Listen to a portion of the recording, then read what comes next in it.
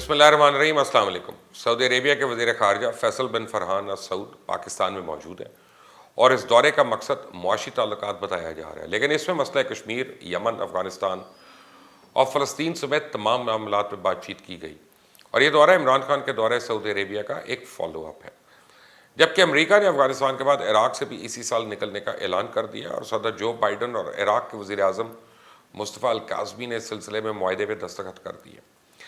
عراقی وزیر اعظم سے ملاقات کے بعد پریزیڈنٹ بائیڈن نے رپورٹرز کو بتایا کہ عراق میں فوجی تربیت اور داعش سے نمٹنے میں معاونت جاری رہے گی، لیکن اس وقت ہر طرف افغانستان کا چرچا ہے۔ کبھی خبر آتی ہے چترال بارڈر پہ 4 درجن کے قریب افغان فوجیوں نے پاکستان سے پناہ کی درخواست کی، جس کے بعد انہیں پاکستان میں پناہ دی گئی، جبکہ افغانستان سے خبر آتی ہے کہ اس میں کوئی صداقت نہیں۔ پھر خبر آتی ہے کہ ننگرہار کے گورنر ضیاء اللہ امر خیل نے افغانستان کے سرکاری ٹی وی چینل کو دیے گئے ایک انٹرویو میں کہا کہ ان کی حکومت نے گزشتہ 2 ہفتوں کے دوران 40 ایسے افراد کی لاشیں ریڈ کراس کے حوالے کی ہیں جو پاکستانی تھے اور طالبان کے ساتھ افغان فورسز سے لڑنے کے لیے افغانستان آئے تھے۔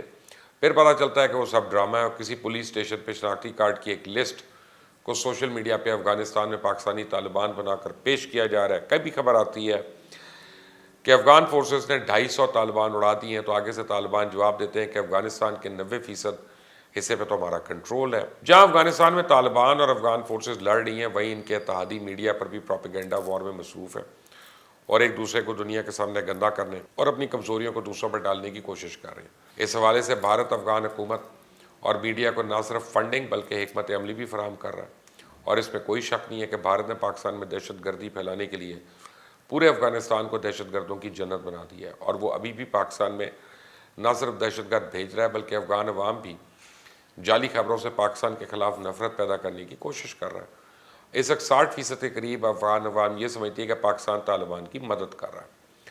سرعام افغان حکومت کا ترجمان اور عہدیداران پاکستان کی فوج کو طالبان کا پنجابی باس قرار دے رہے ہیں، اور افغانستان میں پاک فوج کے لیے پنجابی کا لیبل آپ بہتر طریقے سے سمجھتے ہیں کہ یہ کہاں سے آیا ہوگا۔ بلوچستان میں بھی اسی طرح کے فوج کے خلاف نفرت پیدا کرنے کی کوشش کی جاتی رہی ہے تاکہ پاکستان کی قومیت کے نظریے کو نقصان پہنچا کر پشتون پنجابی میں تفرقہ ڈالا جا سکے۔ اس وقت افغان فورسز جتنے مرضی دعوے کریں، یہ ایک حقیقت ہے کہ امریکی فوج کا افغان فورسز کی حمایت میں اسٹرائک کرنے کا مطلب ہے کہ طالبان زمین پر افغان فورسز پر حاوی ہیں۔ پچھلے 1 مہینے کے دوران 7 دفعہ امریکہ نے ایئر اسٹرائک کی ہے، جبکہ قندھار میں خاص طور پہ امریکی اسلحے کو نشانہ بنایا گیا جو طالبان کے قبضے میں چلا گیا تھا۔ امریکہ کے افغان مشن کے سربراہ جنرل فرینک میکنزی نے کہا کہ افغان فورسز کی درخواست پر طالبان کے خلاف بمباری تیز کر دی گئی۔ طالبان نے حملے جاری رکھے تو پھر امریکہ بھی بمباری میں تیزی کو برقرار رکھے گا۔ ادھر قندھار میں قبضے کے لیے افغان فوج اور طالبان میں شدید لڑائی کا سلسلہ جاری ہے۔ 22,000 خاندان علاقے سے نقل مکانی کر گئے ہیں، جبکہ 1.5 لاکھ افراد مجموعی طور پہ نقل مکانی پہ مجبور ہیں۔ ہلمند کے علاقے گریشک میں افغان فضائیہ نے ہسپتال پہ بمباری کر دی، اس سے ہسپتال کی عمارت ہی تباہ ہو گئی ہے۔ کابل میں 7 سیکیورٹی اہلکاروں کو گولی مار دی گئی ہے۔ ضلع شکردرہ میں 5 سرکاری ملازمین کو گولی ماری گئی ہے، جبکہ ہلمند میں افغان سیکیورٹی فورسز کا ایک MI-17 ہیلی کاپٹر ایمرجنسی لینڈنگ پہ مجبور ہو گیا، اسے لینڈنگ کے بعد تباہ کر دیا گیا تاکہ دشمن کے ہاتھ نہ لگے۔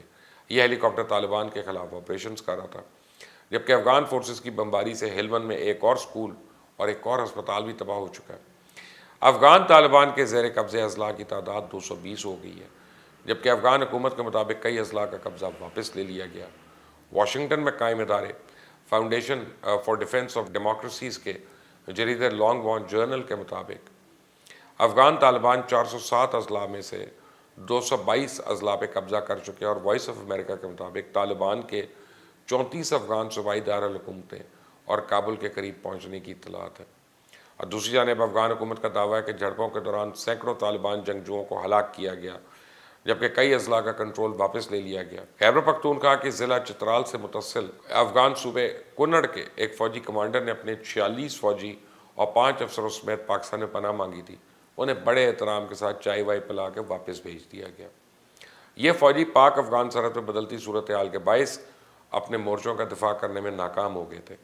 پاکستان میں پناہ لینے والے افغان فوجی افغانستان کے صوبہ کنڑ اور پاکستان کے ضلع چترال کے بارڈر پر تعینات تھے۔ چوکیوں پر موجود افغان اہلکاروں کو کئی روز سے راشن سمیت مختلف اشیاء کی فراہمی رکی ہوئی تھی۔ فوجیوں کو مشکلات کا سامنا تھا، افغان اہلکار عملاً گھیرے میں تھے، نہ کوئی مدد مل رہی تھی۔ اس کے بعد انہوں نے پاکستان سے مدد طلب کی۔ جبکہ افغانستان نے اسی طرح کے کسی واقعے سے انکار کر دیا، لیکن اب افغان فوجیوں کی پاکستانی اہلکاروں کے ساتھ فوٹیج منظر عام پہ آ چکی ہے، اور پاکستان کی سرحد سے متصل افغان صوبے ننگرہار کے گورنر نے دعویٰ کیا کہ انہوں نے 39 ایسے جنگجوؤں کی لاشیں بین الاقوامی ادارے ریڈ کراس یعنی ICRC کے حوالے کی، جس کا تعلق پاکستان سے ہے۔ اب مبصرین اور حکام کے مطابق کئی افغان شہری اور طالبان جنگجو ماضی میں پاکستانی شہریت کے دستاویزات تو رکھتے تھے، اور ایک اطلاع کے مطابق لنڈی کوتل تھانے کے گمشدہ شناختی کارڈ کی ایک لسٹ کو بھی اسی طرح پیش کیا جا رہا ہے جیسے افغانستان میں پاکستان کے شہریوں کے، جبکہ اس سے پہلے ہم کئی ایسے کیسز دے چکے ہیں جس میں افغان پناہ گزین شہریوں نے احساس پروگرام سمیت کئی ویلفیئر پروگراموں کے لیے مستفید ہونے کے لیے جعلی شناختی کارڈ بنوائے ہوئے تھے۔ اب یہ الزامات ایک ایسے وقت سامنے آئے ہیں جب افغانستان سے امریکی افواج کے انخلاء کے بعد افغان فورسز اور طالبان کے درمیان سخت لڑائی جاری ہے، لیکن زبانی باتوں سے اس بات کی تصدیق ممکن نہیں کہ یہ 39 لوگ پاکستانی تھے یا افغانی تھے۔ اس کی تصدیق تو اس وقت ممکن نہیں جب تک ان کے شناختی کارڈ نادرہ کو تصدیق کرنے کے لیے دستیاب نہ ہوں۔ اب اسپین بولدیک میں ایک افغان فوجی افسر کے پاکستانی شناختی کارڈ رکھنے کی تصویریں بھی منظر عام پہ آئیں، جو شاید اس وقت بنا تھا جب پاکستان میں شناختی کارڈ بنانے کے لیے بائیو میٹرک نظام متعارف ہی نہیں تھا۔ اقوام متحدہ کی رپورٹ میں تو کہا گیا ہے کہ افغانستان میں 1659 عام شہری ہلاک اور 3254 زخمی ہوئے ہیں، جو 2020 میں اس عرصے کے مقابلے میں 47% زیادہ ہے۔ جنوری تا اپریل 2021 کے عرصے میں 876 افراد ہلاک اور 1915 زخمی ہوئے۔ گہری تشویش کی بات ہے کہ خواتین، لڑکے، لڑکیوں کی تعداد تمام شہریوں کی ہلاکتوں میں آدھی تعداد میں، جبکہ 32% بچے اور 34% خواتین تھی۔ جبکہ بھارت کا افغانستان میں وہی حال ہو رہا ہے جو پرائی شادی میں عبداللہ دیوانے کا ہوتا ہے۔ امریکہ کے وزیر خارجہ اینتھنی بلنکن آج بھارت کے دورے پہ آ رہے ہیں، لیکن ایک دن پہلے امریکی انتظامیہ نے یہ کہہ کہ بھارت کے غبارے سے ہوا نکال دی کہ وہ انڈین رہنماؤں سے اپنی بات چیت میں جمہوریت اور انسانی حقوق کا سوال اٹھائیں گے۔ اینتھنی بلنکن انڈیا کے 2 روزہ دورے پہ دہلی پہنچ رہے ہیں۔ وہ پرائم منسٹر نریندر مودی، وزیر خارجہ ایس جے شنکر اور قومی سلامتی کے مشیر اجیت دیول سے بھی ملاقات کریں گے۔ وزارت خارجہ کے مطابق ان ملاقاتوں میں دیگر امور کے علاوہ افغانستان سے امریکی افواج کے مکمل انخلاء اور شدت پسند تنظیموں کی معاونت نہ کرنے کے لیے پاکستان پہ مزید دباؤ ڈالنے جیسے معاملات پہ توجہ رہے گی۔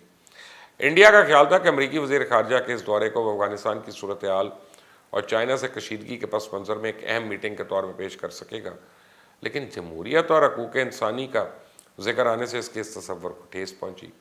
ایک ایسے وقت میں جب امریکن افواج افغانستان سے پوری طرح نکلنے کی تیاری کر رہی ہے، طالبان مختلف حصوں میں پیش رفت کر رہے ہیں، ایسے میں تجزیہ کاروں کے مطابق انڈین بین الاقوامی سطح پہ خود کو سفارتی طور پہ تنہا محسوس کر رہا ہے۔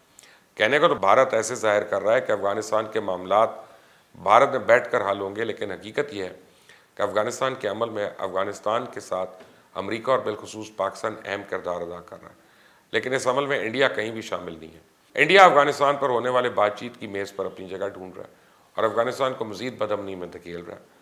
افغانستان پہ ہماری تازہ ترین ویڈیوز کا سلسلہ جاری رہے گا، لیکن آپ نے اگر ابھی تک اس چینل کو سبسکرائب نہیں کیا تو پلیز کر لیں، بیل آئیکن کو بھی پریس کر لیں۔ اللہ حافظ۔